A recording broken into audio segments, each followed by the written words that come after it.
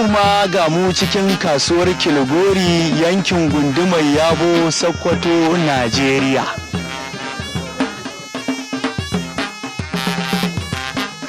Domin haka ku biyo ni domin mu zagaya mu ji yadda farashin kaya suke. Yanzu haka dai da na fara shigowa sai na sauka bangaren ciyaman na kasuwa wanda shi ne ya zama na wajen sarkin bai.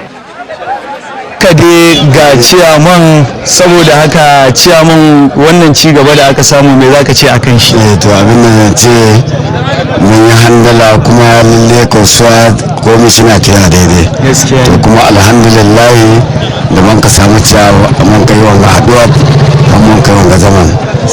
Da haka muna gaisa muna godiya da abin da suke faruwa na lamarin kasuwa. Saboda haka ni dai a takaice sunana Umaru. Umaru Garba. To ciyaman ya ce a takaice dai sunan shi Umaru Garba. To saboda haka ciyaman yanzu shine zai zama na idan mu wajen sarkin baki.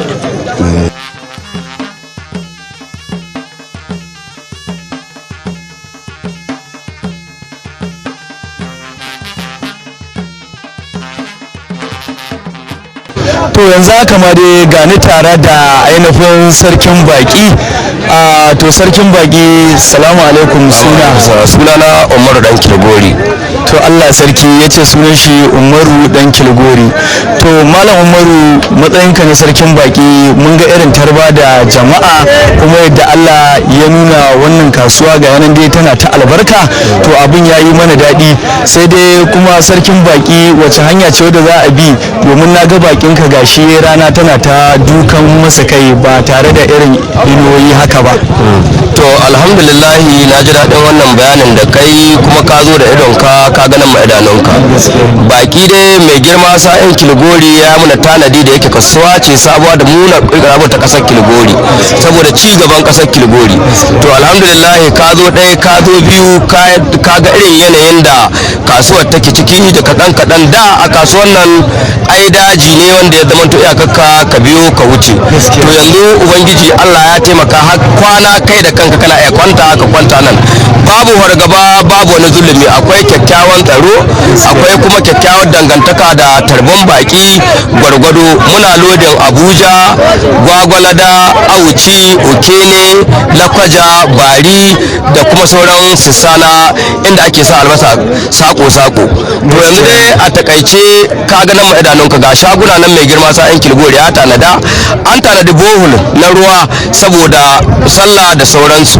Kuma kaga kasuwa duk yau gwammajiya da yau kullum sai ci gaba take yi. Fatan mu anan shine dai muna nuna godiyar mu ga mai girma sa'in Kilgori, kuma muna nuna farin cikin mu da Allah ya kaddarce shi da kawo muna kasuwa da ya zama ba gwari ba. Ka gani ana kawo buhuwa da sauran abinci da kasuwa nau'i ana cin kasuwa. To alhamdulillah yanzu dai a takaice ni a matsayina na sarkin bakin bangaren albasa kaga na gode Allah saboda tun ina rabin mota ina gayyato baki ya kai ga ina iya mota 2, 3, 4, 5. To alhamdulillah yanzu fata ta nan gaba insha Allah za ka zo ma kila karshen ta duk inda aka ganin sarin nan sai kaga dan mutum inda baka zata ba. Don haka fatan mu guda dai muna maraba da baki kuma mu godiya ga baki da sauran gonawa da suka ba mu haɗin kai.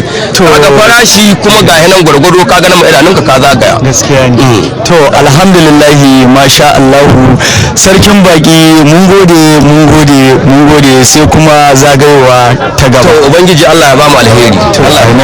To yanzu haka ma gani dai bangaren baba mai zuma, saboda haka zan gabatar muku da baba mai zuma domin shi ma ku ji sunan shi a wannan kasuwa ta sa'i mai Kilgori. Saboda haka baba bismillah. To ni abin da kaka tambaya ta da farko dai baba ina so jama'a su san da waye nake magana. To malam Usman Kuringa. Allah sarki. To malam Usman Kuringa, baba yau ina so in ji farashin zuma abin sama ne koko abin yayi ƙasa ne? To lalle zuma gaskiya gwargwado tun ba da dai farashin ta bai karu ba. Kuma gaskiya ba. Don dai kaga maraba muna sai shi ta 2,500 uwar kwalba 5,000 gaskiya ne baba, yanzu wannan ita ce maraba kenan. ce marabawa ga Allah sarki, to yanzu wannan ita ce nawa kenan? 700 muka sai shi Wannan 700, ita kuma wannan fa? maga 2500. To kun dai ji farashin zuma daga bakin baba, ya ce wannan ita ce 2,500, sai ya ce wannan kuma ka ce nawa baba? 700. Ya ce wannan kuma 700. To ka ji dai farashi a bisa rahusa a wannan kasuwa ta sa'i mai kilgori. To yanzu ma haka gani tare da malam sabo mai kati shi ma a wannan kasuwa ta garin kilgori. Malam sabo, Assalamu alaikum. Kamar muna bayani akan game da kasuwa na game da kati da sauran abubuwa da biyar da kasuwan da kuna gani da sigari sai me kenan. to malam sabo, wani irin jan hankali za ka yi mana da sauran matasa waɗanda za su ba da gudunmawa akan wannan kasuwa domin kasuwanci ya ci gaba da tafiya yadda ya kamata? Abin da zai maka fata game da kasuwa, Allah ya kara dimbinta mana ita, sannan kuma gaskiya ba laihi abin lahiya launa ba mu fata wani abu a alheri, kuma Allah shi kara haska kawo mana ita, saboda kasuwa tana da inganci kuma wallahi mutane sun yi na'am da ita. Allah shi kara mata albarka, Allah ya tabbatar mana alheri. To a yi mai tuta gara zuwa da Allah muka ta, Allah ya kara mai goyon haka ya bashi kuwa kai gaba da lura ya zamu risa ga abin da ya zama alheri. Allah ya tabbatar mana alheri. Ubangiji Allah shi kara mai riko, shi ta riko da yawancin ya ba mu haɗin kai kasuwar mu ta ci gaba. Allah shi kara mata albarka, Allah shi kara mata albarka, Allah shi kara sa mana, Allah shi mana kariya. To da